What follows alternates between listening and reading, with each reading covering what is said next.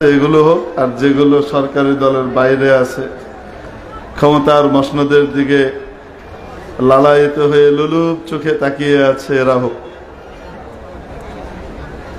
সে যেই হোক না কেন, এদের কাছে আসলে এর কোনো উত্তর নাই। ঠিক কি ঠিক না?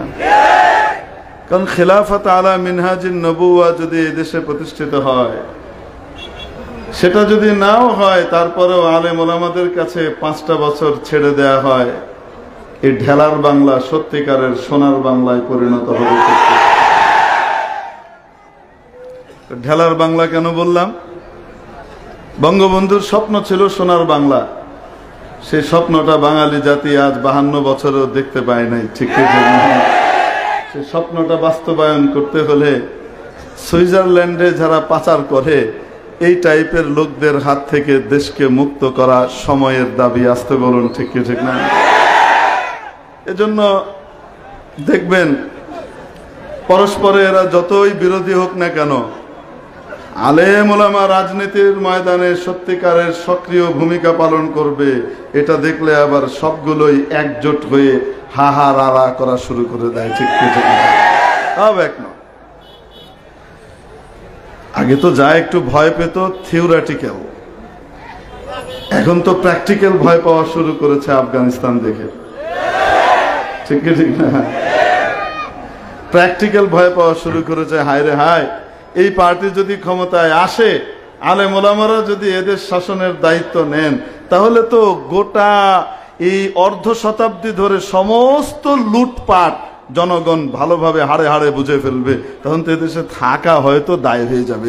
এজন্য মৌলবীরা যেন আসতে না পারে, এটার জন্য উঠে পড়ে লেগে আছে। মসজিদের ভিতরে হুজুর যদি বয়ান করেন, বয়ান শুরু করলে বয়ানের ভিতরে যদি রাষ্ট্রীয় জুলুমের বিষয়গুলো উঠে আসে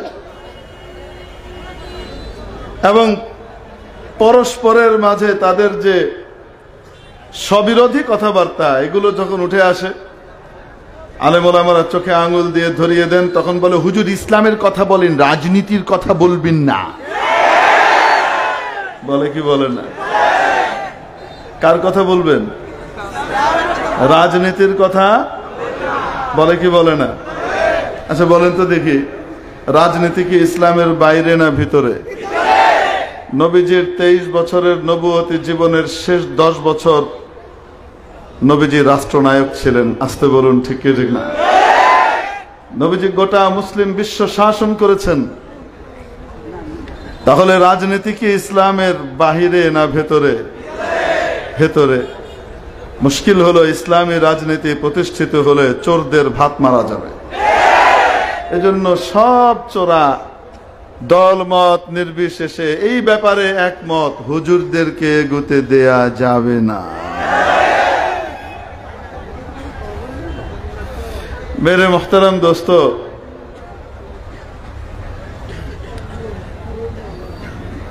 কবি মহিব খান সাহেব জিদা মজদুম যে চেতনার কথা আমাদেরকে শোনালেন, আমরা আমাদের হারানো সোনালী অতীত, সেই প্রতিটি ছত্রে ছত্রে পংক্তিতে পংক্তিতে খুঁজে পেয়েছে। ঠিক কি ঠিক না? এক একটি শব্দ মনে হচ্ছিল যেন আমাদের শরীরের ভেতরে ঝিমিয়ে পড়া রক্তকণিকা গুলোকে আবার নতুন করে জাগিয়ে দিচ্ছে। মনে হচ্ছিল যেন আমাদের শরীরের ভিতরে জালিম এবং সত্যিকারের অত্যাচারীদের বিরুদ্ধে রক্তের প্রতিটি কণা, খুনের প্রতিটি বিন্দু যেন প্রতিশোধ স্পৃহায় নেচে নেচে উঠছিল। আসতে বলুন, ঠিক কি ঠিক না? আসলে দোয়া করা দরকার, আল্লাহ তাআলা এই সত্যভাষী কবিকে নেক হায়াত দারাজ করেন, সব রকমের শুরুর ও ফিতন থেকে আল্লাহ তাআলা হেফাজত করেন, সব রকমের স্পর্শকাতর এবং ঈর্ষাকাতর শত্রুদের হাত থেকে আল্লাহ তাআলা রক্ষা করেন বলে আমি। মেরে মুহতারাম দোস্ত, আপনাদেরকে একটা প্রশ্ন করি।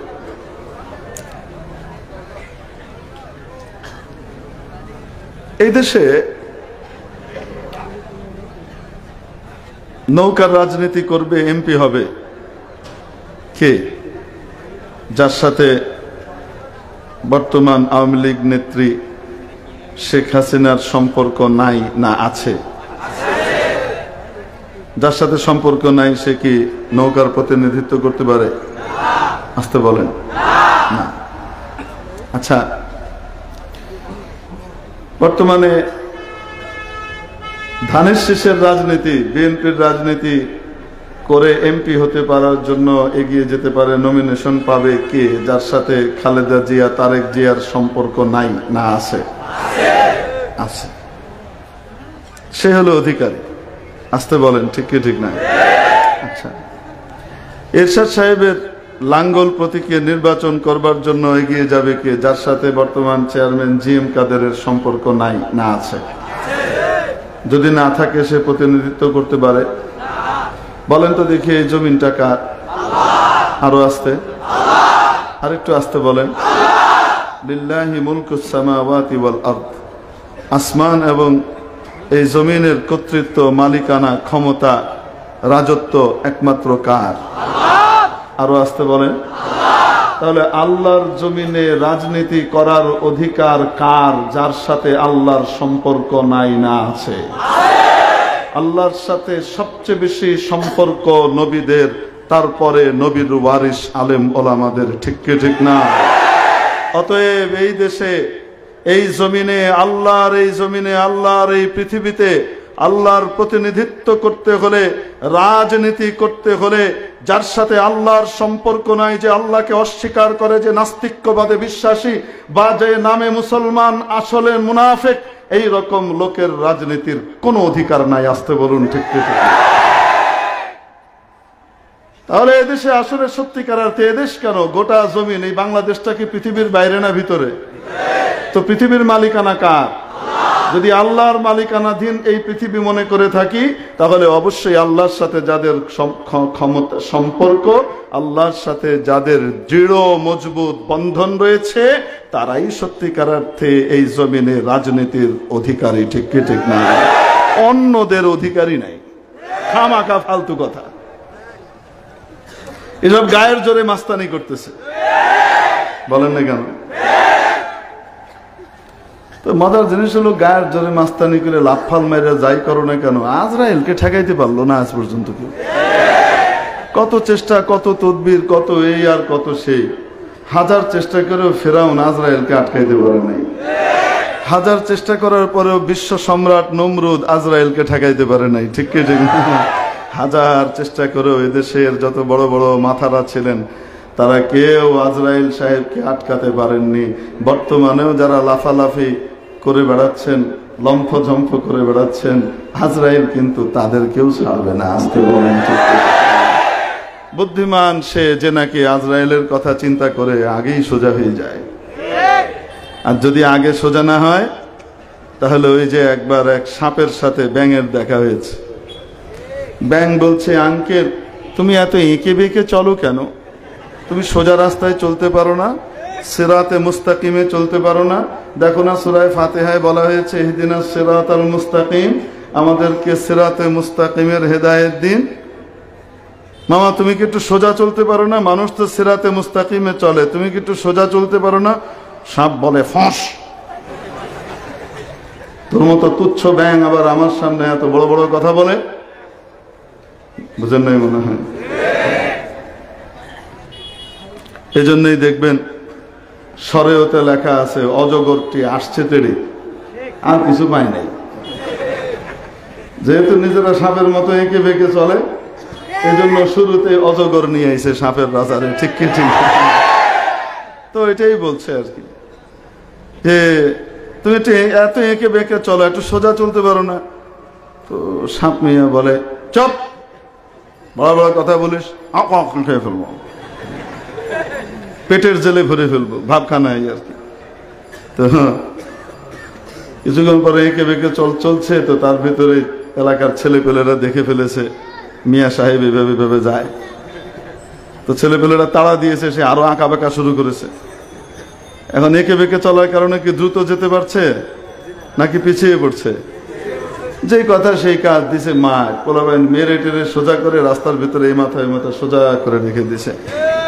ব্যাং নিয়ে আসছে, এসে তাকিয়ে দেখে, মামা সোজা তো হইলাক, কিন্তু জীবন থাকতে সোজা হইল না, মইরা সোজা হইলা। আল্লাহর নবীর সুন্নতের জামা পরার জন্য যখন বলা হয় তখন রাজি হয় না। তখন ইয়াহুদ নাসারার পোশাক পরে লাফালাফি করতে স্মার্টনেস মনে করে, নিজের ভিতরে মনে করে এটা স্মার্টনেস মনে করে, নিজেকে স্মার্ট মনে করে। বুশের ড্রেস খুব পছন্দ হয়, পুতিনের ড্রেস খুব পছন্দ হয়, মক্কার জ্যোতি নবী মুহাম্মদের ড্রেস পছন্দ হয় না। যারা পরে সেই দিনদার মানুষদেরকে, এই দিনদার ডাক্তার, ইঞ্জিনিয়ার, দিনদার ব্যবসায়ী, দিনদার কৃষিজীবী, দিনদার পেশাজীবীকে ধরে খোঁচাখুঁচি শুরু করে দেয়। ঠিক কি ঠিক না? মোল্লা হয়ে গেছে, কাঠ মোল্লা হয়ে গেছে, মাওলানা হয়ে গেছে, বলে কি বলে না? বাপরে বাপ। আলেম ওলামাকে ধরে যা ইচ্ছা তাই বলতে থাকে। দুনিয়াতে এরম লোক আছে না নাই? আসতে বলেন, নাই মনে হয় আছে। কত সোজা হইতে বলা হলো, নানুপুরের হজরত দোয়া করলেন, বয়ান করলেন, হাটহাজারীর হজরত দোয়া করলেন, বয়ান করলেন। কত ডাকলেন, আসো সুন্নতের পথে আসো, সুন্নতি লেবাস পরো, কিয়ামতের দিন নবীজির সাথে একসাথে হাসরে দাঁড়াও। কত ডাকলেন, কানে গেল না। বরং রাজনৈতিক শক্তিমত্তা, পকেটের টাকার গর্ব আর অহংকার তাকে পশ্চাৎপদ করে দিল। সে হেদায়েতের পথ থেকে, সিরাতে মুস্তাকিম থেকে বিচ্যুত হয়ে সরে গেল।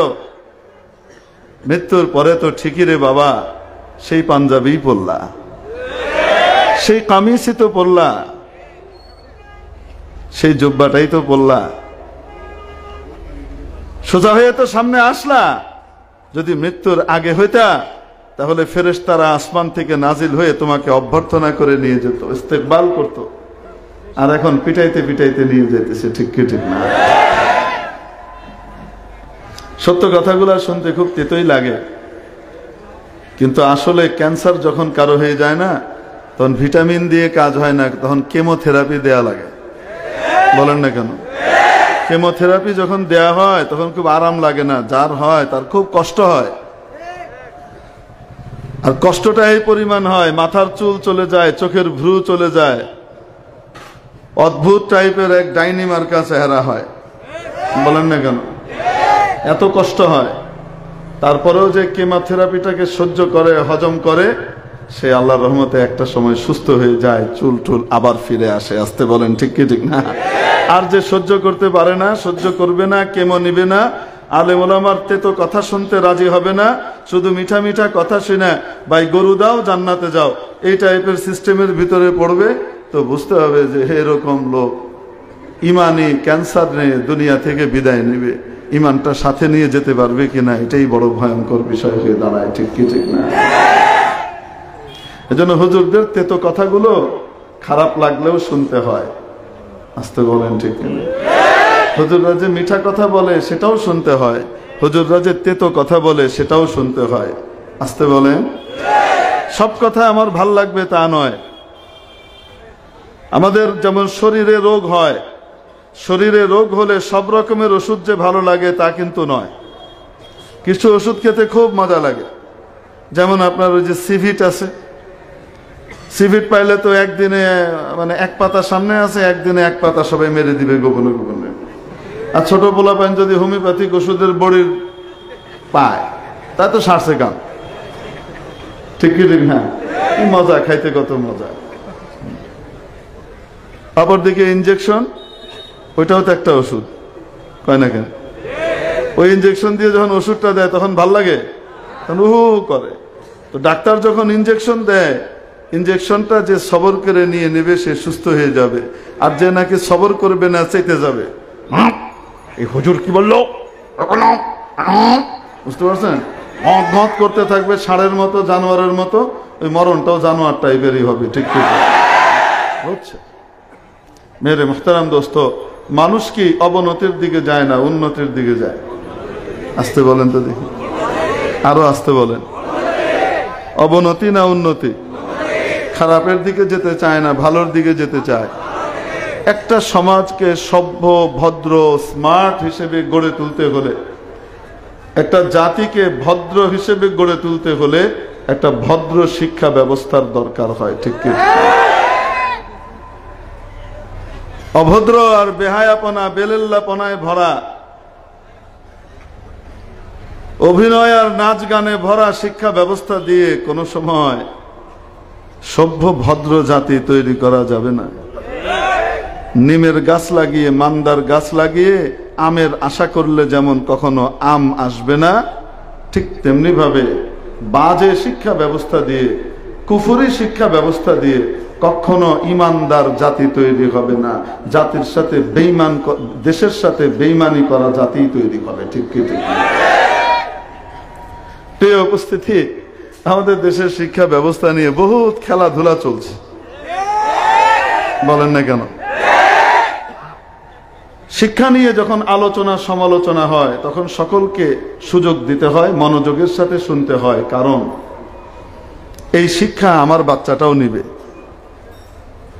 আমি যেই দলই করি না কেন, যেই দল আমার এই শিক্ষা ব্যবস্থা তৈরি করছে, এই শিক্ষাটা আমার বাচ্চাটাও নিবে, যেই দল আমি করি, ঠিক কি ঠিক না? হ্যাঁ, এই শিক্ষা দিয়ে যদি আমার বাচ্চাটা উচ্ছন্নে যায়, তা সবার আগে কিন্তু মাইরটা আমাকে খাওয়া লাগবে, অন্যকে খাওয়া লাগবে না।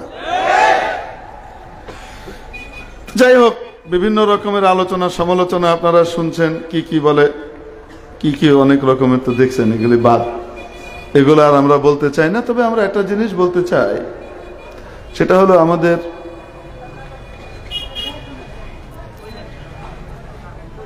শিক্ষা অধিদপ্তরের গুরুত্বপূর্ণ কর্মকর্তা, দায়িত্বশীল টেলিভিশনের ভিতরে বক্তব্য দিয়েছেন। সেই বক্তব্য দিতে গিয়ে উনি বলেছেন যে শিক্ষা নিয়ে অনেকে সমালোচনা করছে, এটা ওইটা ওইটা ওইটা সবকিছু বলে টলে শেষে বলেছেন এই মহান শিক্ষা, মানে মহান শব্দটা বলে না, কিন্তু এই শিক্ষা ব্যবস্থা ওনার দৃষ্টিতে মনে হচ্ছে যে আরশে আজিম থেকে নাজিল হয়েছে। এই শিক্ষা ব্যবস্থা এটা কোত্থেকে আসলো, এটা উনি আমাদেরকে জানিয়েছেন, এজন্য ওনাকে ধন্যবাদ, সত্যি ধন্যবাদ জানাচ্ছি যে কোত্থেকে শিক্ষা ব্যবস্থার প্রেসক্রিপশনটা আসলো। জাতিসংঘ 52টা দেশের জন্য উন্নত শিক্ষা ব্যবস্থার একটা ছক তৈরি করে দিয়েছে। কে দিয়েছে? আসতে বলে জাতিসংঘ। এই শিক্ষা ব্যবস্থার জন্য কি করেছে? সুপারিশ করেছে 52টা দেশের জন্য, তার ভিতরে বাংলাদেশ এটিকে বাস্তবায়ন করছে। এত বড় গুরুত্বপূর্ণ আহকাম পালন করতেছে তারা, এত গুরুত্বপূর্ণ ইবাদত করতেছে, আর এই দেশের কিছু মানুষ বোকা, এরা তাদের সমালোচনা করতেছে। ভাবখানায়, বুঝেন নাই মনে হয়? জাতিসংঘ 52টা দেশের জন্য একটা শিক্ষা ব্যবস্থা তারা প্রণয়ন করে মোটামুটি সেই মৌলিক খসড়াটা কি করেছে? সুপারিশ করেছে। ইনারা ওই সুপারিশটা বাস্তবায়ন করেছেন। সুবহানাল্লাহ। আমি আপনাদেরকে একটা কথা জিজ্ঞেস করতে চাই, জাতিসংঘকে আসলে কি জাতিসংঘ বলা যায় না, এটা অজাতের সংঘ। এই অজাতের সংঘ কখনো মুসলমানের সমস্যার সমাধান করে নাই, শুধু কাফের জাতির সমস্যা নিয়ে তারা পড়ে আছে, ঠিক কি? এই অজাতের সংঘ আজ পর্যন্ত 6 বছর হয়ে গেছে আমার বাংলাদেশের রোহিঙ্গা সমস্যার সমাধান করতে পারে নাই, ঠিক কি ঠিক না? এই অজাতের সংঘ 75 বছর ধরে চলে আসা নির্মম বর্বরতম যে ইতিহাসের জুলুম চলছে ফিলিস্তিনিদের উপরে, এই ফিলিস্তিনি সমস্যার সমাধান 75 বছরেও করতে পারে নাই। আসতে বলেন ঠিক কি ঠিক না? এই ব্যর্থ অজাতের সংঘের সুপারিশ করা শিক্ষা ব্যবস্থা দিয়ে একটা ব্যর্থ জাতি তৈরি হতে পারে, সফল জাতি তৈরি কখনোই হবে না, ঠিক কি?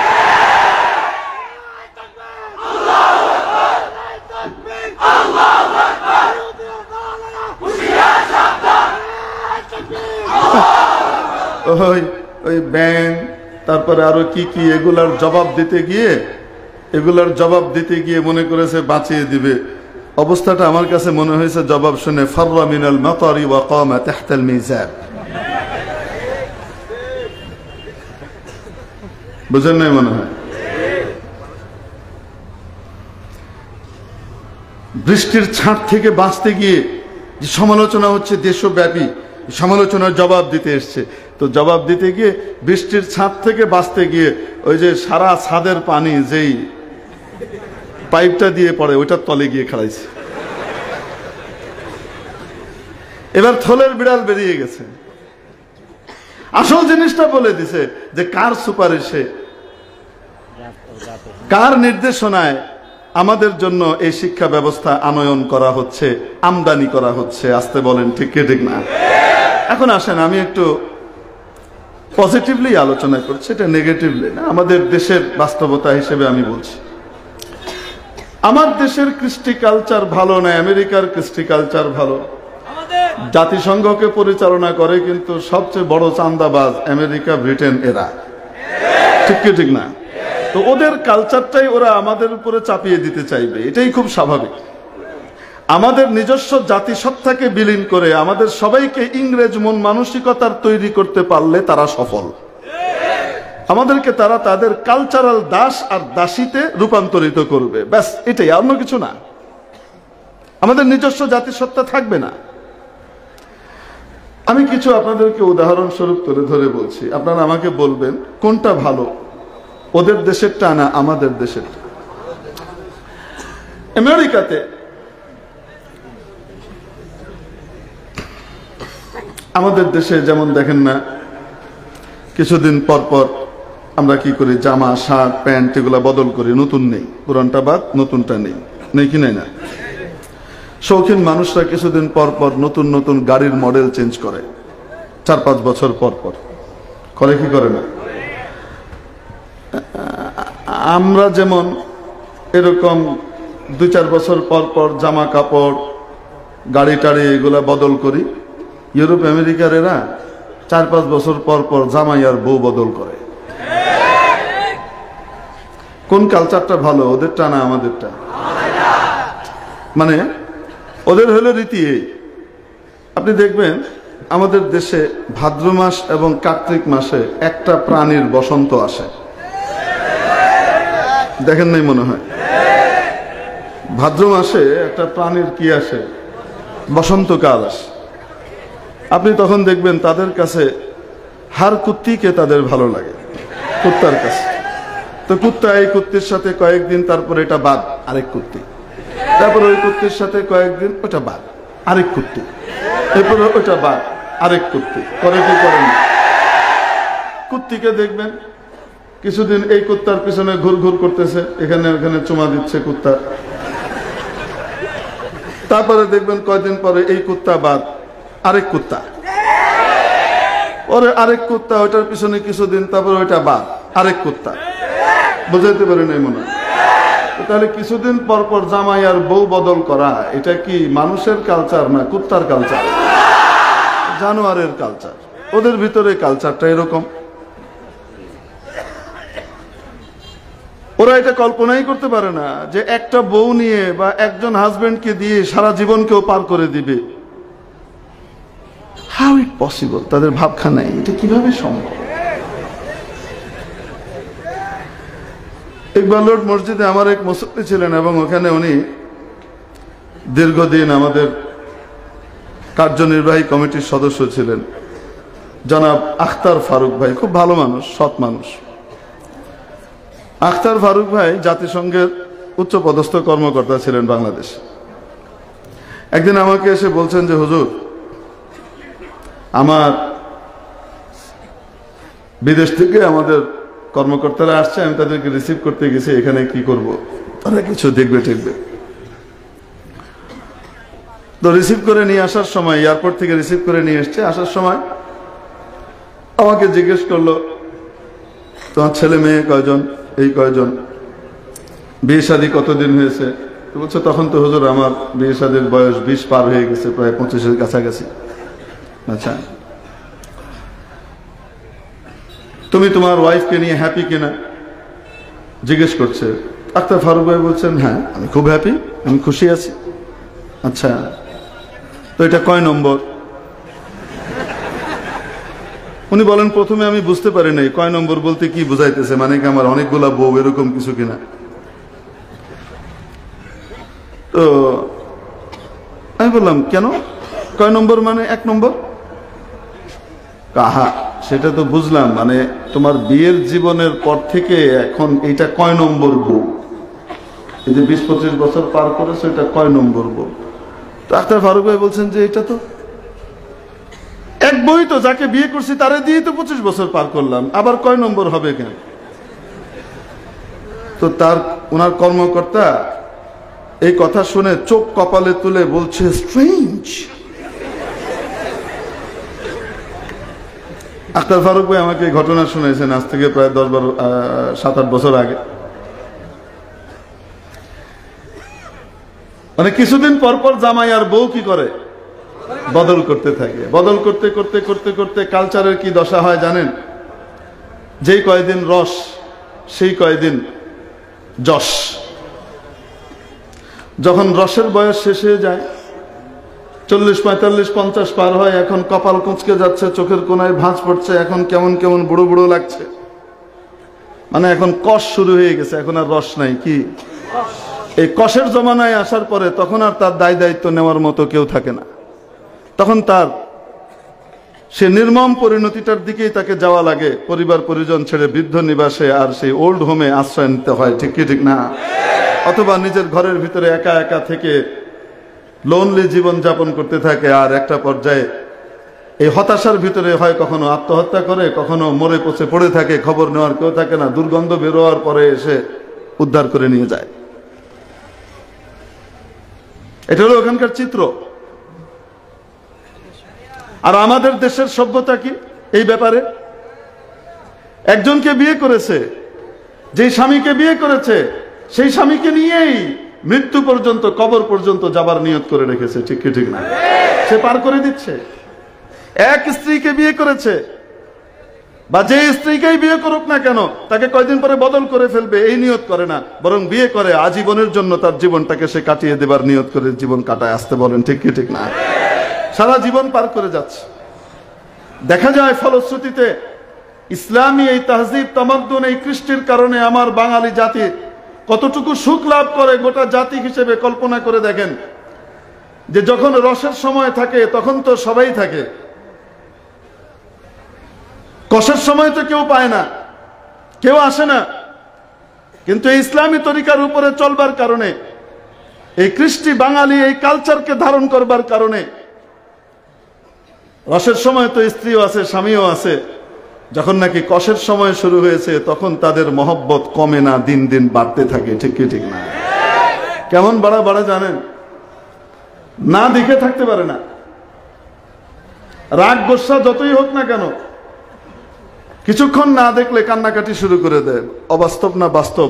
মুরব্বীদের, বুড়াদেরকে জিজ্ঞেস করেন, আপনার দাদা দাদির অবস্থা দেখেন, তাইলেই বুঝবেন। ওরে বাপরে বাপ, মায়া মহব্বত প্রেম মনে হয় নতুন করে আগা মারে। আমি তখন ছোট মানুষ, বাচ্চা, অত কিছু তো বুঝি টুঝি না, এমনি আমি বকদের জরুরত ব্যাক এটা আছে, সাবে বোকা মানুষ। তো ছোটবেলায় আমার মামার বাসায় গিয়েছি, নানিজান বসা, রমজান মাস। নানাজান কাকরাইলে থাকেন, তবলিগের ভিতরে জিন্দিগি কাটান। নানিজান এখানে থাকলে নানাজান আসেন, এসে থাকেন, নানিজানের সাথে একসাথে থাকেন, আবার যান। তো দেখি আমার নানিজান বদদোয়া দিচ্ছে আমার নানাজানকে। কি দিচ্ছে? মেয়ে মানুষ কিন্তু অল্পতেই খুশি হয়, অল্পতেই নারাজ হয়, আবার অল্পতেই বেজার হয়, অল্পতেই খুব আনন্দে মেতে ওঠে। আল্লাহ তাআলা তাদেরকে অদ্ভুত গুণ দান করেছেন। এখন উনি বসে বসে বদদোয়া করছে আমার নানার জন্য, এই জাসু পাঁঠা আমার জীবনটাকে শেষ করে দিল, আল্লাহ তুমি বিচার করো। কাকে বিচার দিচ্ছে? রোজা রমজানের দিন রোজা মুখে আল্লাহর কাছে বিচার দিচ্ছে। একটু পরে আবার নিজেই বলতেছে, আল্লাহ রোজা মুখে তোমাকে বললাম এই বুড়ুকে তুমি শায়েস্তা করো, সাজা দিও, তুমি নিজ হাতে সাজা দিও। নানার নামে কি করতেছে? বিচার দিচ্ছে। তো আমার কাছে খুব খারাপ লাগছে, কারণ আমার নানা বেইন্তেহা মুত্তাকি পরহেজগার মানুষ, এবং আমার নানির জন্য উনি পাগল। আর নানি কি করতেছে? নানাকে বদদোয়া দিচ্ছে, তা আবার রোজা বাইয়া দিনে। এর মাত্র 3-4 ঘন্টা পরের কথা, ইফতারের সময় হয়ে এসছে, প্রায় আসরের পরে ইফতার টিফতার তৈরি হচ্ছে, এই ভাজা টাজার আওয়াজ টাওয়াজ আসছে। তো নানিজান বসে হঠাৎ দেখি উনি চোখের পানি ছেড়ে দিয়েছেন, কাঁদতেছেন। আর কি বলতেছেন জানেন? আমার আম্মাকে বলতেছে, আরে তোর বাপ আইলো না।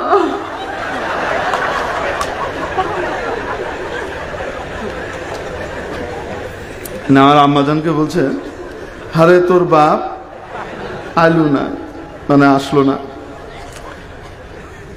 আমি এই মোতাজাদ হালত দেখে, আমি তো ছোট মানুষ, আমি আর সহ্য করতে পারি নাই। আমার ঠাস করে মুখ দিয়ে বেরিয়ে গেছে। একটু আগে জাসু পাঠা বলি গালি দিলেন আর আল্লাহর কাছে বদদোয়া করলেন, এখন আবার কাঁদছেন কেন? ওরে বলতে দেরি, আমার না নিজে বিস্ফোরিত হলেন, জীবনে এত রাগ কোনোদিন আমার উপরে হননি। তুমি চুপ রাও, পেটি ভাম হয়ে গেছে। আসলে তো ওই সময় বুঝার বয়স হয় নাই। বুঝার বয়স হলে হয়তো এই সোয়ালের জবাব দেওয়া, সোয়ালই করা লাগতো না, প্রশ্নই করা লাগতো না, এমনি বুঝে ফেলতাম। ঠিক কি ঠিক না? আমার দেশের রীতি কি, একজনকে নিয়ে তার জীবনকে সে পার করে দিচ্ছে। রাগ, খুশি, শোক, মানে কি বলবো আপনাকে, দুঃখ, ব্যথা, বেদনা, আরাম, আয়েশ, সুখ, দুঃখ, সর্বক্ষেত্রে ঝগড়াঝাটি, মিলমিশ, এর ভিতর দিয়ে গোটা জীবন পার করে দিচ্ছে। একজন আরেকজনকে ছাড়া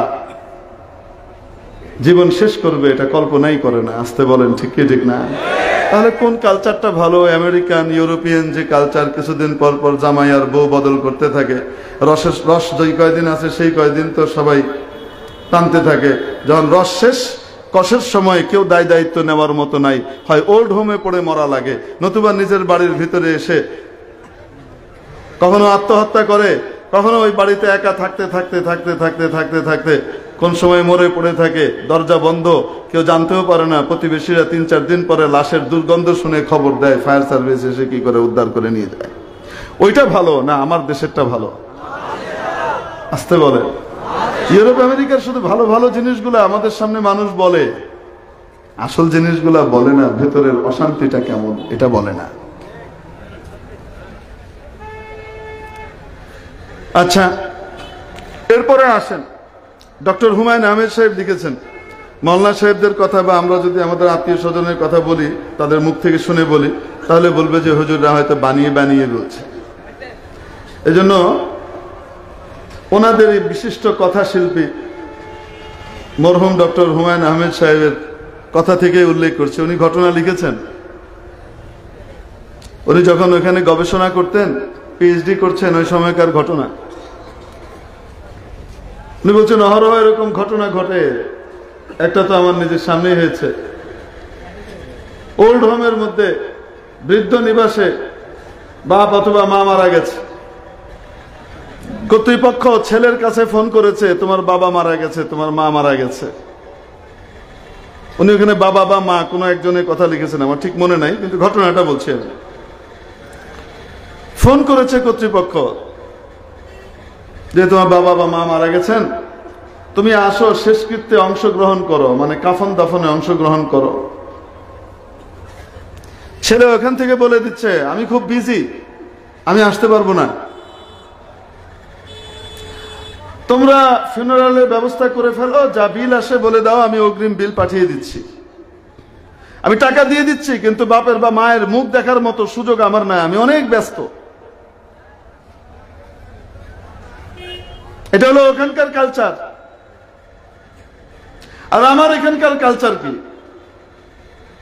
মানে ওখানে এই ধরনের ঘটনা ঘটলে কেউ আশ্চর্যান্বিত হয় না। এই ধরনের ঘটনা ঘটছে যেহেতু প্রায় ঘটে, এই জন্য এটা কোনো আশ্চর্যের বিষয় নয়। আর আমার দেশের সংস্কৃতিটা কি বলে? আমার দেশের একটা বাচ্চা ছোট্টবেলায়, ওই বড় পরবর্তীতে ইঞ্জিনিয়ার হোক, ডাক্তার হোক, যাই হোক না কেন, ছোটবেলায় ওই যে মসজিদের মক্তবে গিয়ে কোরআন হাদিস শিখতো হুজুরের কাছে, মোল্লা সাহেবের কাছে, বা মাদ্রাসায় গিয়ে ওস্তাদজির কাছে কিছুদিন পড়াশোনা করেছে। এটার বরকতে ইসলামী পরিবেশের কারণে তার ভেতরে যে মানসিকতা তৈরি হয় সেটা কেমন? সেটা হলো এই, সে বিদেশে আছে, সুদূর প্রবাসে আছে, যদি খবর পায় যে তার মা অথবা বাবা ভয়ঙ্কর রকমের অসুস্থ অবস্থায় হসপিটালাইজড,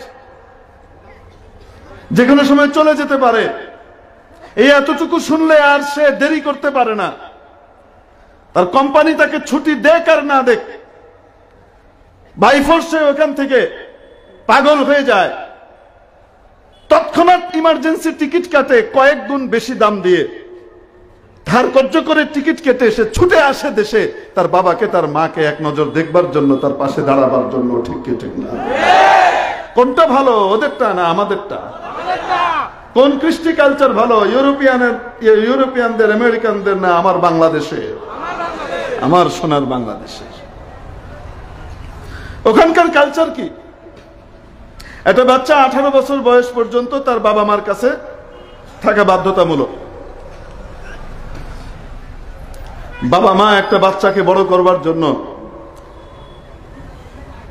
নিজের রক্ত পানি করে দিয়ে, জীবন যৌবন সব শেষ করে দিয়ে একটা বাচ্চাকে বড় করে তুলে তিলে তিলে ধীরে ধীরে। আসতে বলেন ঠিক কি ঠিক না? আমার এখানে কি আর ওখানে কি কল্পনা করেন? 18 বছর বয়স হয়ে গেছে, রাষ্ট্রীয় আইন তাকে অনুমোদন দিয়ে দিয়েছে, তুমি এখন আলাদা হতে পারো। বেশিরভাগ ছেলে পেলে যদি 18 বছরের ভিতরেই দেখে যে সে কামাই রোজগারের একটা ব্যবস্থা করে ফেলতে পেরেছে, বাস বাবা মা bye bye, bye bye. Bye bye বলার আবার সিস্টেম আছে, যদি বলি বাই বাই তাহলে কেউ যে ঠিক মতো কইতে পারে নাই। বাই বাই, বাবা মা বাই বাই। হ্যাঁ, হিজ হিজ হুজ হুজ, তোমার তোমার, আমার তোমার, আমার আমার, যার যার তার তার। অনেক জ্বালাতন করেছি, অনেক কষ্ট করেছি, এখন আর এই বন্দিশালায় থাকবো না, আমি মুক্ত স্বাধীন জীবনে চলে যাব। সে চলে গেল, আইন আদালত তাকে কখনোই বলবে না তুমি বাবা মার সাথে থাকো, বাবা মার দায়িত্ব নাও। আর এই বাবা মা একটা পর্যায়ে শেষ পর্যন্ত ছেলে মেয়ে তো দায়িত্ব নিচ্ছে না, তার ওই জায়গা হয় নিজের বাড়িতে একা একা, নতুবা বৃদ্ধ নিবাস, ওই ওল্ড হোমের ভিতরে পড়ে মরতেছে। আর আমার দেশে একটা বাচ্চা 18 বছর কেন, একটা বাচ্চার বয়স যদি পরবর্তীতে 78 বছর হয় আর তার বাবা মা জীবিত থাকে, সে নিজের জীবনের সবচেয়ে গৌরবের জিনিস মনে করে যে আমার বাবা মার পায়ের তলায় আমার বেহেশত, আর সে বাবা মার খেদমতের জন্য নিজেকে নিবেদিত প্রাণ করে দেয়। ঠিক কি ঠিক না?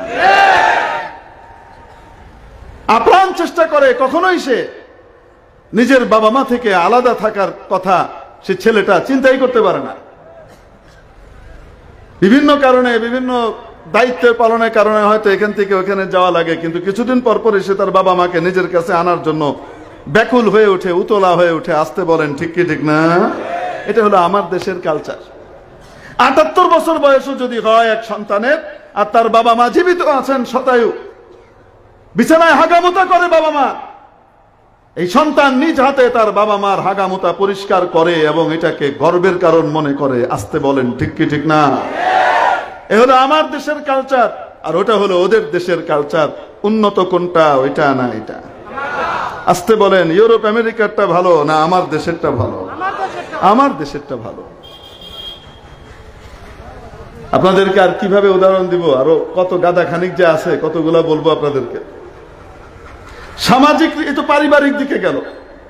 সামাজিক রীতিনীতির দিক থেকে শুধু ভালো কিছু জিনিসগুলো আমাদেরকে বলা হয়, আর সেই জিনিসগুলো অবশ্যই ইসলাম থেকে ধার করে নেওয়া। কোত্থেকে ধার করা? ইসলাম থেকে ধার করে নেওয়া। যাই হোক, কিছু ভালো জিনিস আমাদের সামনে বলা হয়, অন্যগুলা বলা হয় না। হুমায়ুন আহমেদ সাহেব লিখেছেন যে আমার ব্যাগের ভিতরে ডক্টর জাফর ইকবাল সাহেবের বই আছে, আমেরিকা। আপনাদেরকে আমি ওইটা পড়ার জন্য অনুরোধ করব। একটু পড়ে দেখেন, আমেরিকান কালচার সম্পর্কে উনি খুব প্রশংসা করেই কিছু কথা লিখেছেন। সেগুলো দেখলে বুঝবেন যে আমার দেশের কালচার ওদের চাইতে কত ভালো, দেখলেই বুঝবেন। আবার কেউ কয়ে দেন না, হুজুর আপনি এক এরমের বই পড়তে বললেন। সবাইকে পড়তে বলছে না, আহলে ইলমের ভিতরে যাদের বুৎপত্তি আছে, যারা সমাজকে গাইড করবেন, তারা একটু মেহরবানি করে পড়ে দেখেন ওর ভিতরে কি লেখা আছে। বলতে পারবেন, বললে তখন বলবে না যে হুজুর বানিয়ে বানিয়ে বলছে, কারণ ওদের লোকই বলেছে এগুলা। হুমায়ুন আহমেদ সাহেব এক জায়গায় লিখেছেন, বলবো আপনাদেরকে, এক জায়গায় লিখেছেন ওনার এক বন্ধু ওনাকে দাওয়াত করেছে, দাওয়াত করে নিয়ে গেছে, উনি খুব খুশি। দাওয়াত করে নিয়ে যাওয়ার পরে ওখানে আরো বন্ধু বান্ধবরা এসেছে, লোকজন এসেছে, তো সেদে সেদে খাওয়াচ্ছে। বাসায় দাওয়াত না, রেস্টুরেন্টে দাওয়াত। কোথায় দাওয়াত? রেস্টুরেন্টে অনেক খাবার দাবার রাখা আছে, যে যেটা খাবে সেটা টাকা দেওয়া লাগবে আর কি, বিল ওইভাবে হবে। হুমায়ুন এটা নাও, হুমায়ুন এটা নাও, এটা নাও, আরে এটা নাও, এটা নাও। হুমায়ুন এসে বলেন আমি খুব খুশি, কারণ এখানে কাজে এসেছি, টাকা পয়সা যা আছে সেই টাকা আবার উড়ানো যায় না, টেনে টুনে হিসাব করে চলা লাগে, তাই যা মন চায় তাই তো আর খাওয়া যায় না, দামি দামি অনেক খাবার চাইলেও খাওয়া যায় না। দাওয়াত করে এখন খাওয়াইতেছে, আমি খুব খুশি, এত মন ভরে সব খাইলাম টেলাম, দামি দামি জিনিস খাওয়ালো, খাইলাম। এটা নাও, এটা নাও, এটা নাও, সেদে সেদে খাওয়াইতেছে। আপনাদের চট্টগ্রামে মেজবানি করে না, ওরা মেজবানি, এটা খান, এটা খুব খাইছে। খাইয়ে দিয়ে শেষ করার পরে উনি এখন চলে আসবেন। এখন ওনার বন্ধু কইতেছে, হুমায়ুন তোমার বিল দিছো? কি কয় বুঝেন নাই মনে হয়? তোমাকে বিল মানে তুমি খেলা, তুমি বিল দিবে না? আমি বিল দিব মানে তুমি দাওয়াত করে নিয়ে এলা, আমি বিল দেবো কেন? সবাই তো যার যার বিল দিচ্ছে, তুমি নিজেরটা দিবে না কেন? তুমি কইলেন তাহলে তো তোমার দাওয়াতের দরকার কি? আমি নিজে তো খাইতে পারতাম। তো দাওয়াতের অর্থটা কি তাহলে? কে যে তোমাদের সবাইকে একত্রিত করলাম, আনন্দ করলাম, তো তুমি আমাকে থ্যাঙ্কস দাও না?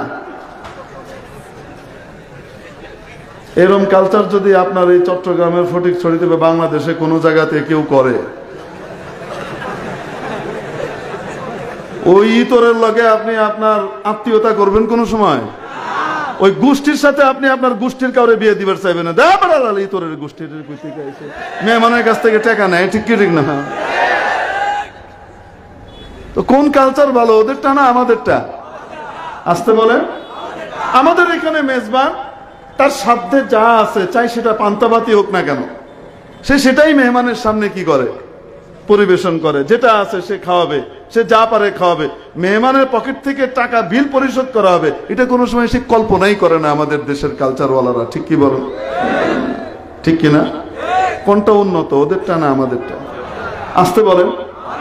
তাহলে আমাদেরটা তৈরি হয়েছে আমাদের এই দেশের শিক্ষা ব্যবস্থা দিয়েই তো, বলেন না কেন? আমাদের সেই সনাতন শিক্ষা ব্যবস্থা দিয়েই তো এই কালচারটা তৈরি হয়েছে, নাকি না? আসতে বলেন। আর ওদের ওই চিত্রটা তৈরি হয়েছে ওদের শিক্ষা ব্যবস্থা দিয়ে, বলেন না কেন? ঠিক কি ঠিক না? তো এখন বলেন, শিক্ষা ব্যবস্থা ওদের কাছ থেকে আমরা আমদানি করব না রপ্তানি করব? সরকারের তো উচিত তোমার দেশের কৃষ্টি কালচারকে তুলে ধরে তারপরে তুমি আমেরিকানদের কাছে তুমি তোমার সিলেবাস যেটা, এটাকে রপ্তানি করো, তা না করে তুমি আমদানি করে বেড়াইতেছো। কি আমদানি করতেছে? আমদানি করতেছে তুচ্ছ আর অনুন্নত যেটা ইতর মার্কা ওইটা, আর নিজেদের কাছে যে উন্নতটা আছে সেটাকে বিসর্জন দিচ্ছে। আমি মনে হয় বুঝাতে পারি নাই আপনাদেরকে। তাহলে শিক্ষা ব্যবস্থা আমরা কি আমদানি করব জাতিসংঘের কাছ থেকে, না রপ্তানি করব? আর আমাদের এই শিক্ষা ব্যবস্থা দিয়েই মাননীয় প্রধানমন্ত্রীর মতো এরকম একজন বিদ্বান তৈরি হয়েছেন। এই শিক্ষা প্রণয়ন যারা করছেন, সিলেবাসটা, এই প্রণয়নকারী দায়িত্বশীলরা আমাদের এই শিক্ষা ব্যবস্থা দিয়েই তৈরি হয়েছে। ঠিক কি ঠিক না? যদি আগের সেই শিক্ষা ব্যবস্থা ব্যর্থ হয়ে থাকে, তাহলে বলেন আপনারা কি যোগ্য না অযোগ্য?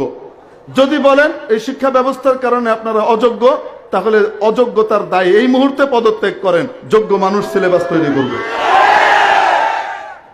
আর যদি বলেন যে না, এটা যোগ্য মানুষ তৈরি করেছে, তাহলে কেন যোগ্য মানুষ তৈরি করার সেই সিলেবাস চেঞ্জ করে এখন ঘোড়ার ডিম মার্কা সিলেবাস জাতির মাথায় চাপিয়ে দিতে চাচ্ছেন? অতএব এই শিক্ষা ব্যবস্থা, এই শিক্ষা কারিকুলাম অবিলম্বে বাতিল করতে হবে। ঠিক কিনা? যদি না করে তাহলে এই শিক্ষার নামে কুশিক্ষায় আমার বাচ্চাদেরকে আমরা দিতে পারি না।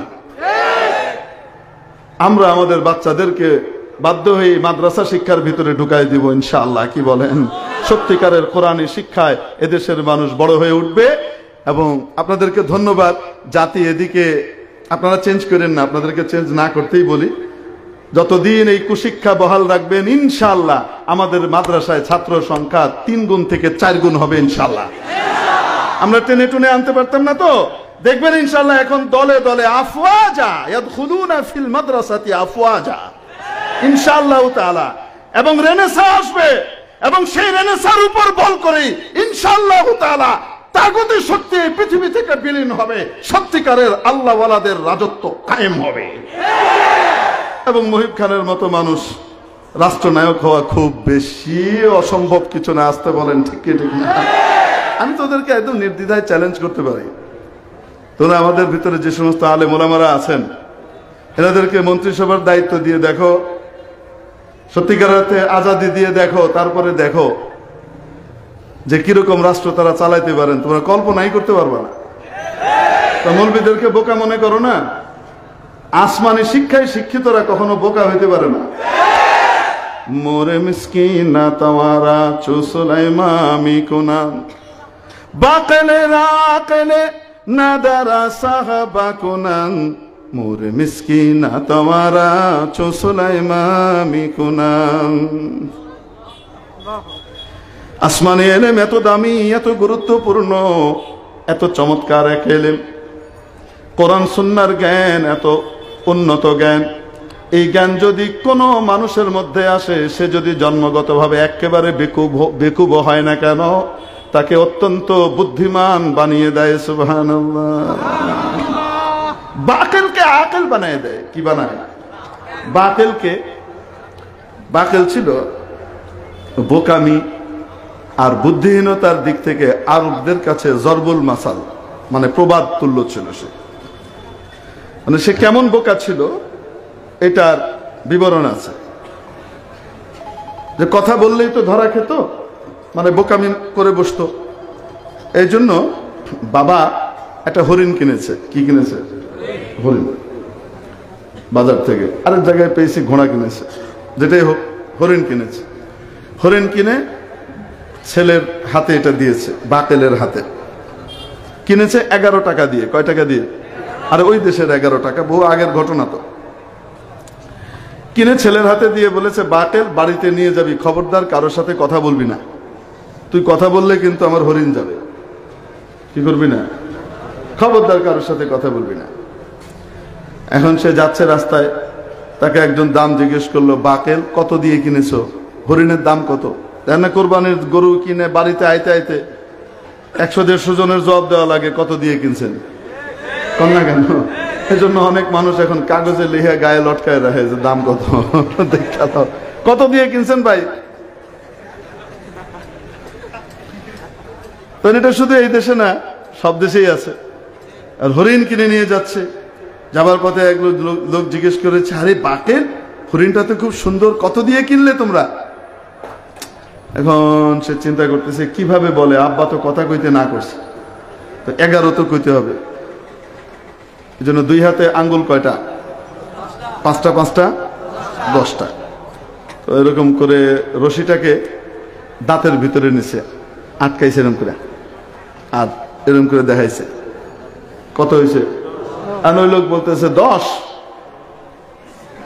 কারণ কথা বলা তো নিষেধ। 10 11 বুঝাইতে হবে তো, এই জন্য এরকম করে রেখে সে হাঁ করে জিব্বা বাইর করছে 1 বোঝানোর জন্য। 1 10 1 11 বুঝাইতে পারি নাই। এখন যখন হাঁ করছে, হরিণ আছে তো, কয় না কেন?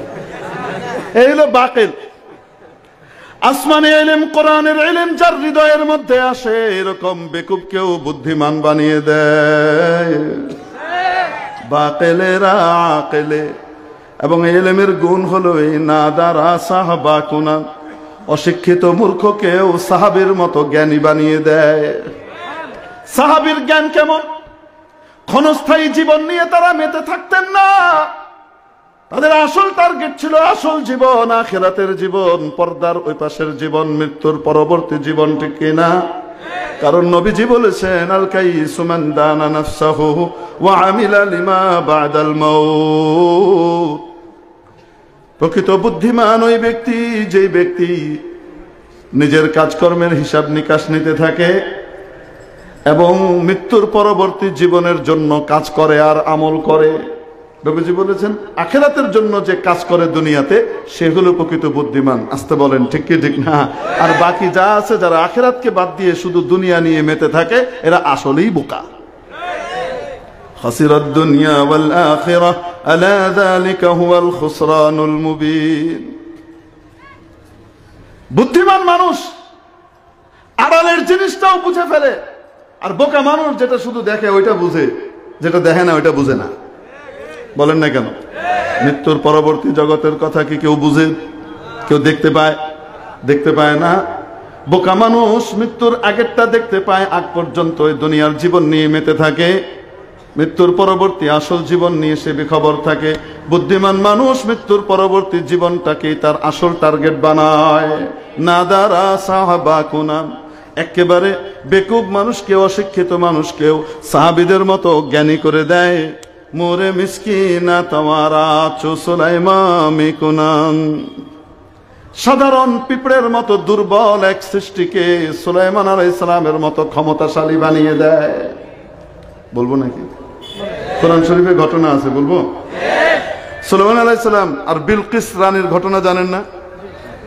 বিলকিস রানী, তার বিশাল এক সিংহাসন ছিল, বিশাল সিংহাসন, একদম পুরা পাথর দিয়ে তৈরি করা। লাহা আরশুন আযীম। সুলাইমান আলাইহিস সালাম যেখানে ছিলেন সেখান থেকে বিলকিসের ওই এলাকার দূরত্ব প্রায় 5.5 থেকে 6,000 মাইল দূরে। এত দূরে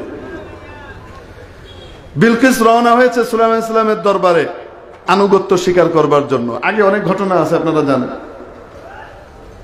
এখন যখন রওনা হয়েছে, হযরত সুলাইমান আলাইহিস সালাম বিলকিসকে তার কর্তৃত্ব, ক্ষমতার পাওয়ার দেখাবার জন্য, কারণ যে যেটা বুঝে, যে যেটা ক্ষমতাশালী ক্ষমতা বুঝে, সে তার চাইতে বড় ক্ষমতাওয়ালার সামনে মাথা নত করে।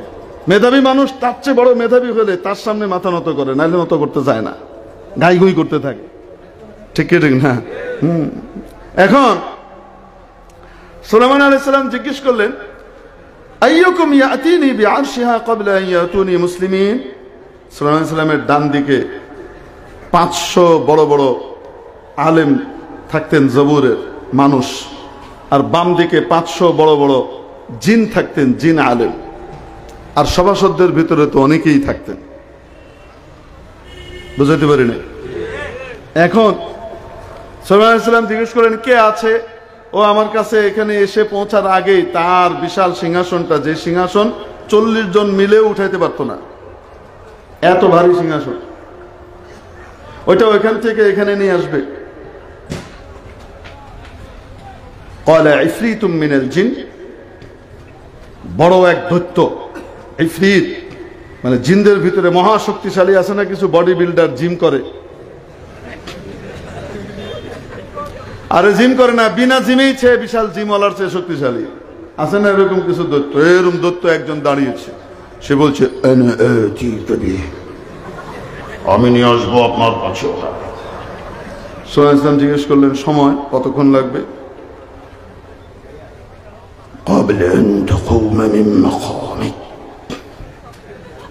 আপনি আপনার বসা থেকে উঠে দাঁড়াইতে যতক্ষণ লাগে তার আগে। সুবহানাল্লাহ। কি পরিমাণ শক্তি আল্লাহ তাআলা জিন জাতিকে দান করেছেন, আল্লাহু আকবার। আপনি বসা থেকে উঠে দাঁড়াতে, চেয়ারে আছেন থেকে উঠে দাঁড়াইতে যতক্ষণ লাগে, কয় সেকেন্ড লাগে? 2 সেকেন্ড লাগে, তার আগে নিয়ে আসবো। না, বড্ড দেরি হয়ে যাচ্ছে, চলবে না। তো সে কয় ওয়াইনি আলাইহি লাকাওয়িয়্যুন আমিন, আমি এটি করতে সক্ষম, আমি আই হ্যাভ পাওয়ার, পারবো, আপনি আমার উপর আস্থা রাখতে পারেন, আমি অত্যন্ত আস্থাভাজন একজন ক্ষমতাশীল, আমি পারবো। না, আর কেউ নাই, এতে তাড়াতাড়ি আনবে। قال الذي عنده علم من الكتاب, একজন মানুষ দাঁড়াইছে যার কাছে জবুরের আসমানি ইলম আছে। দাঁড়িয়ে বললেন, আনা আতিকা বিহ, আমি এনে দেব। সুলাইমান আলাইহিস সালাম জিজ্ঞেস করলেন, সময় কতটুকু লাগবে? উনি বললেন ক্বাবলা আন ইয়ারতাদ্দা ইলাইকা তারফুক, আপনি তাকিয়ে আছেন, চোখ বন্ধ করে খোলার আগেই চলে আসবে, মানে আপনার পলক পড়ার আগেই আমি নিয়ে আসতে পারবো। সুলাইমান আলাইহিস সালাম চোখের পলক ফেলে দেখেন সামনে হাজির। আল্লাহু আকবার। এই ক্ষমতা দিয়েছেন কি? আসমানি ইলমের বদৌলতে, ঠিক কি ঠিক না? এজন্য আল্লাহ বলেছেন ক্বালাল্লাযী ইনদাহু ইলমুম মিনাল কিতাব, যার কাছে কিতাবের জবুরের কিছু ইলম ছিল, পুরা ইলম না। ইলমুম মিনাল কিতাব যদি কইতো তাহলে কেমন ইলম? ইলমুল কিতাব বললে জবুরের পুরা ইলম। জবুরের পুরা ইলম তো নবী সুলাইমানের কাছে আছে, হযরত দাউদ আলাইহিস সালামের কাছে ছিল। কিছু ইলম আছে তার কাছে। তার ক্ষমতা কি? চোখের পলক ফেলার আগে হাজার হাজার মাইল দূর থেকে বিলকিসের সিংহাসনে এনে হাজির করে দিছে। فلما رآه مستقرا عنده قال هذا من فضل ربي, যখন সেটা পাশে উপস্থিত দেখতে পেলেন, এখন ওই লোক বলছে هذا من فضل ربي, এটি আমার রবের অনুগ্রহ, এটি আমার রবের ফজল। কার ফজল? আস্তে বলেন, কার ফজল? কার? রবের অনুগ্রহ। আমার রবের অনুগ্রহ, এটা আল্লাহর অনুগ্রহেই জবুরের ইলম পেয়েছি। আল্লাহ না চাইলে কখনোই এই ইলম আমাকে আল্লাহ দিতেন না, তার বদৌলত। মেরে মুহতারাম দোস্ত, আজিজ ও বুজুর্গ, জবুরের চাইতে কোরআনের মান মর্যাদা কম না বেশি? আরো আসতে। জবুরওয়ালা, জবুরের ইলমওয়ালার পাওয়ার যদি এত বেশি হয়, কোরআনের ইলমওয়ালার পাওয়ার কত বেশি?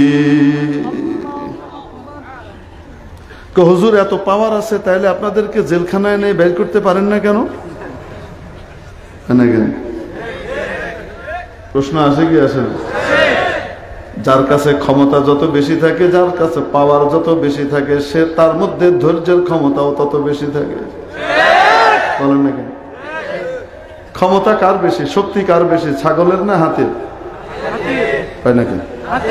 কুকুরের না হাতির? কার ক্ষমতা, পাওয়ার বেশি কার? কুকুর আর হাতির কোনো তুলনা চলে? চলে না। তারপরেও দেখবেন হাতি হেঁটে যাচ্ছে আর কুত্তার আরে করে কি করে না, হাতি ফিরেও তাকায়, কয় না কেন? এত বড় কুলার মতো দুইটা কান, যাইতেছে তো যাইতেছে, ফিরেই তাকায় না। তরিকা কুত্তার ঘেউ ঘেউ টাইম আছে নাকি? বুঝেন নাই মনে হয়? কওমি মাদ্রাসার বিরুদ্ধে যেগুলা করে না, এগুলো হলো এরকম ভুঁক নেওয়ালা। ওয়া কালিমাতুহুম ওয়া আসওয়াতুহুম নুবাহুল কালব।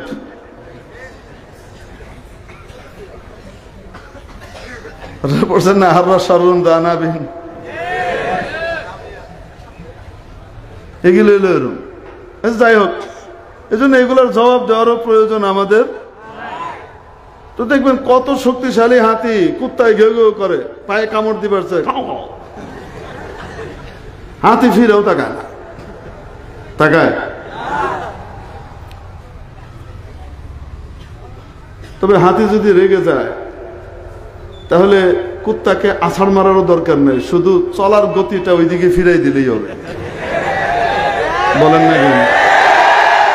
চলার গতিটা যদি হাতি শুধু কুত্তার দিকে ফিরায় দেয়, হাতি কি অস্ত্র বল্লম নিয়ে মারামারি করা লাগবে কুত্তার সাথে? ফিরাই দিলে অবস্থাটা কি হবে? হাতির পায়ের তলে যদি পড়ে একটা ঠ্যাং, মানে শুধু স্বাভাবিকভাবে হাতি হাইটে যাইতেছে, ওইটার তলে পড়ছে, কুত্তা হার মানে কি কইতাম আপনার করে, নারী বুড়ি কু গোবর কিছু আর খুঁজে পাওয়া যাবে? ঠিক কি ঠিক না? হাতি যে কিছু কয় না, তার অর্থ কি এই যে হাতির শক্তি নাই? হাতির শক্তি যেহেতু অনেক বেশি, তাই আল্লাহ তাকে ধৈর্য ধরার ক্ষমতাও অনেক বেশি দিয়েছেন। এই জন্য নবীর ওয়ারিসরা নবীদের মতো জালেমদের হাতে নির্যাতিত হয়, মায়ের খায়, কষ্ট করে, এটা করে সেটা করে, তারপরেও পাওয়ার দেখায় উলট পালট করে দেয় না। কেন? আল্লাহ যতক্ষণ ছাড় দিয়ে রাখছে, তা আল্লাহ আমার মর্যাদা বাড়াইতে চাইতেছেন, বাড়াক, কয় না কেন? এই জন্য আল্লাহওয়ালারা আল্লাহর দিকে তাকান, আল্লাহ কি চাইতেছেন। যদি আল্লাহ ছাড় দিয়ে রাখতে চান কিছুদিন, আল্লাহর তো বড় কোনো প্ল্যান আছে। এজন্য আল্লাহওয়ালারা সেখানে পাওয়ার দেখাইতে যান না, নতুবা পাওয়ার আছে। পাওয়ার দেখাইতে যান নাকি? কইতেও যায় না, এই বদদোয়া করে দিমু কইলাম, কইতেও যায় না।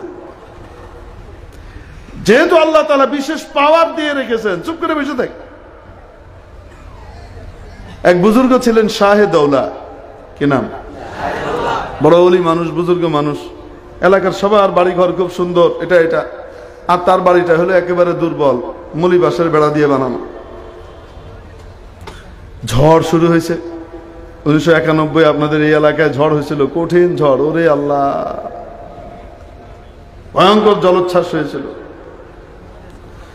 প্রচন্ড ঝড় শুরু হয়েছে, দুমড়ে মুচড়ে সব ফেলে দিচ্ছে। আর এই মরমর মরমর করে দেওয়াল পড়ে যায় বাতাসের তোড়ে। তোমার বেগম সাহেব বলতেছে, আরে উঠেন না, একটু ঠেক দেন না। কি ঠেক দিব? ঠেক দেন, দেয়াল পড়ে যেতেছে তো। কি দিয়ে ঠেক দিব? বাঁশ দিয়ে। উনি তাড়াতাড়ি বাঁশ নিয়ে ধরে ঘর থেকে বাইরে গেছেন। বাইরে গিয়ে যেদিক থেকে বাতাস ঠেলতেছে ওই দিক থেকে বাঁশ দিয়ে ঠেলতেছে। বেগম সাহেব এটা কি করেন? তুমি না ঠেলতে কইলা। কারণ এই ঠেলা দিতে কইছি নাকি? এই ঠেলা দিলে তো কি হবে? ঘর যদি আধা ঘন্টা পরে পড়তো, তাহলে আধা ঘন্টা আগে বেড়ে যাবে। তাহলে কিভাবে ঠেলা দিব? এই দিক থেকে এসে দিবেন, আপনার ঠেলা দেওয়া লাগবে না, আপনি ভিতরে আন। ভিতরে আসছে, ভিতরে আসার পরে বেগম সাহেবাকে বলে, ওরে আল্লাহর বান্দি, এখনো কেন বুঝো না? এখনো কেন বুঝো না? আমি কেন ওই দিক থেকে ঠেলতেছিলাম, তুমি বুঝলা না? জিধার মাওলা উধার দৌলা। মাওলা যদি আমার ঘর ফেলতে চান, আমি গিয়ে একটু সাহায্য করব। জিধার মাওলা উধার দৌলা, আল্লাহ যেদিকে আমি ওইদিকে। এজন্যই তো আল্লাহ আমারে ভালোবাসে। এখন এই কথা শোনার পরে বেগম সাহেবা চুপ হয়ে গেছে। সকালবেলায় দেখা গেল পুরা এলাকার কারো ঘর আস্থা নাই, কারো চাল চলে গেছে, কারো দেয়াল ভেঙে গেছে, কারো পুরাটাই শেষ হয়ে গেছে। এই নড়বড়ে সবচেয়ে দুর্বল ঘরের মালিক দৌলা মিয়ার ঘরটা জায়গা মতো ঠিক আছে। সন্দ্বীপের হযরত মাওলানা ইদ্রিস সাহেব রহমতুল্লাহ আলাইহি ছিলেন খলিফায়ে মাদানী, সৈয়দ হুসাইন আহমদ মাদানী রহমতুল্লাহ আলাইহির খলিফা। সন্তোষপুর বাড়ি সন্দ্বীপে, মাদানীনগর মাদ্রাসার প্রতিষ্ঠাতা, প্রায় 163টা মাদ্রাসার প্রতিষ্ঠাতা ছিলেন, জিম্মাদার ছিলেন,